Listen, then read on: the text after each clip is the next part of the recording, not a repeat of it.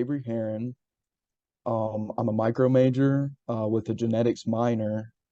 Just graduated from Clemson University, so just got my bachelorette degree in microbiology. And I ended up working for the Clemson Light Imaging facility at the core. It's a core facility at Clemson. It was actually an email internship listing through a program at Clemson called UPIC, and I applied for that and ended up getting the summer internship. I really took an interest in some of the new histology equipment that they had got brought in. They got a new cryostat, like a cryosectioning machine, Yeah. and they also have a Leica microtome, which was really nice. Uh, we also got the full automated tissue processor, so that's super nice because tissue processing by hand, I've read about it, it's kind of difficult. Now you have the science background. You kind of took a liking to the things you were seeing in histology.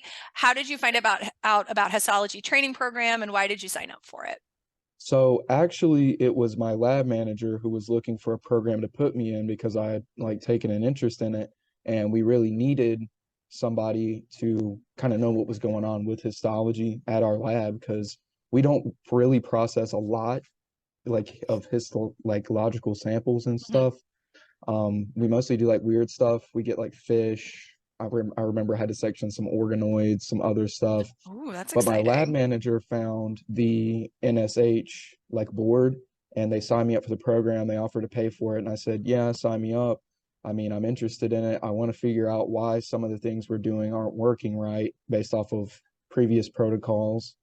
And yeah, because our old histology department got kind of dissolved and we're really it now on campus. It's Mm. me and Wow. the interns that we have No, working for us no to kind of help pressure. me out. No pressure, right? Yeah.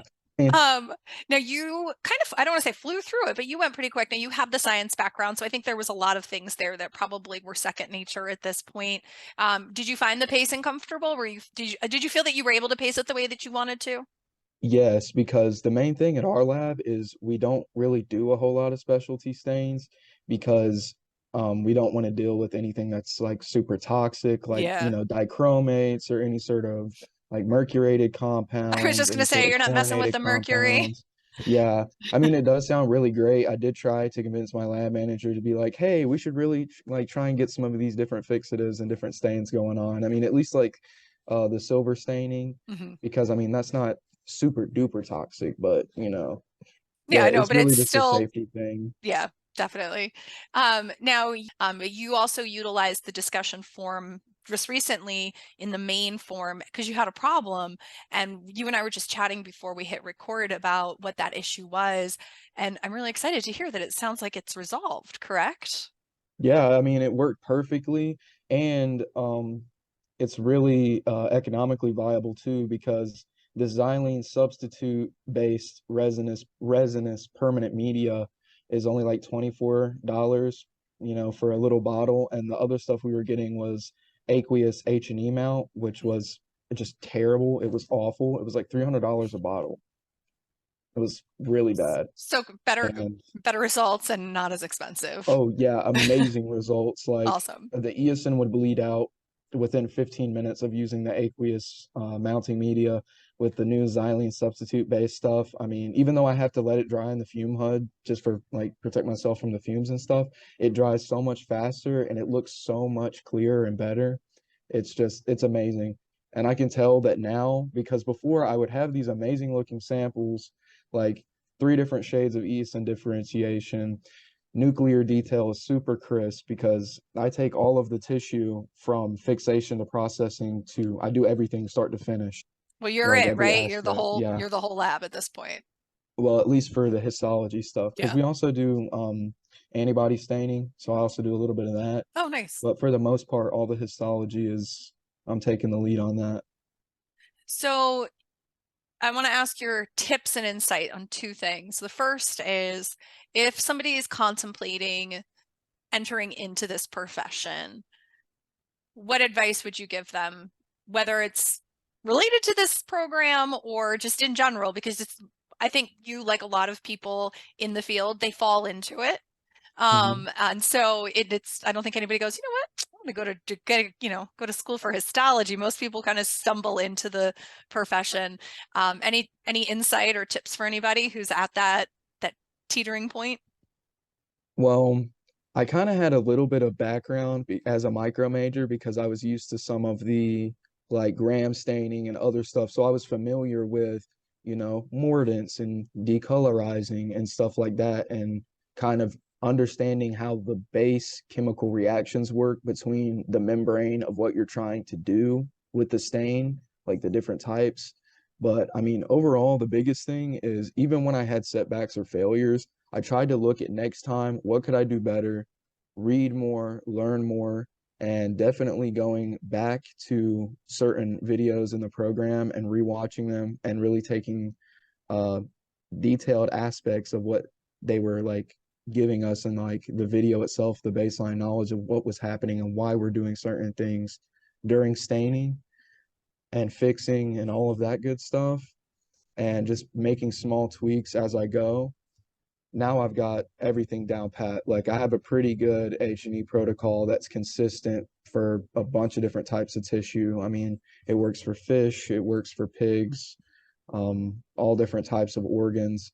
And of course, just knowing like a few tips and tricks that you get like through the program that I was in, the histology training program.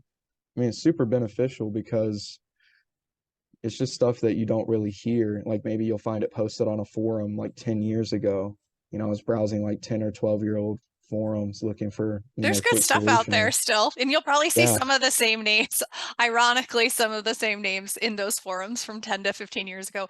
I know Cliff Chapman's going to just be so mad if he ever hears this, but you'll see Cliff's name from 10 or 15 years ago.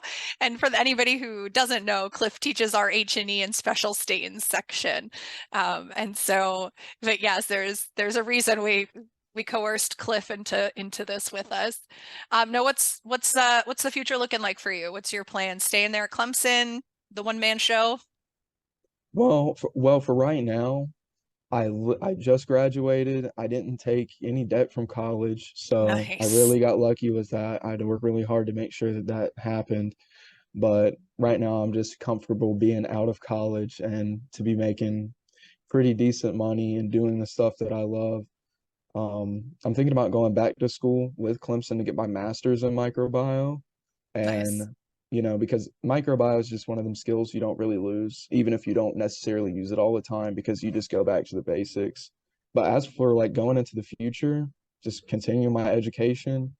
I really want to try to convince my lab manager to let me start doing some of the special stains. Right now, I have an active project that I'm working with the animal department with, where they're doing sheep placentomes.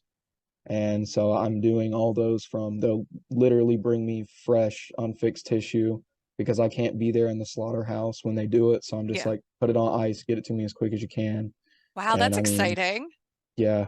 So I've been getting deliveries like pretty much every day this week of, 5 to 10 of these placentomes and grossing them as it, following the video's guidance and following the course's guidance. And really, it's amazing the improvement that's been made because we have some of the older placentomes, which are maybe 8 centimeters in radius. So they're really big. So you have to gross them. And what the meat lab was doing, where they were taking the whole thing and just throwing it in formaldehyde, not nearly enough. And I Yeah. noticed when I was cutting into it and I actually put those on the processor, during sectioning, the middle part would fall out.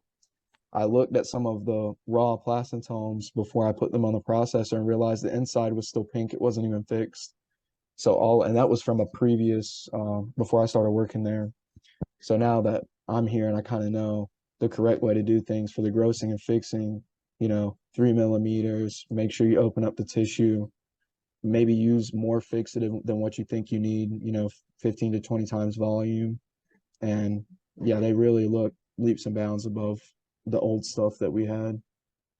That's amazing, and I'm excited. I would love to see some images if you're willing or able to share them down the road. Well, I don't want to take up any more of your time, and I want to thank you for spending a few minutes just kind of talking about where you're at. And congratulations on graduating recently, especially debt free. Like seriously, I would start every conversation with that. Hi, I'm Avery. I graduated with no debt. That's, I mean, that's show stopping right there. And we're here at NSH, so please reach out if you ever need anything. And thanks for being part of the HTP with us. Yeah, I mean, I'd love to be continuing to be within the membership and all that good stuff just because I mean, I feel like I've already learned so much. I mean, especially with like small tissue samples, because I've also done fruit flies, like really, really Mhm. small and delicate tissues and got them to from fixing all the way to finished product. Thank you for having me on. It's really enjoyable.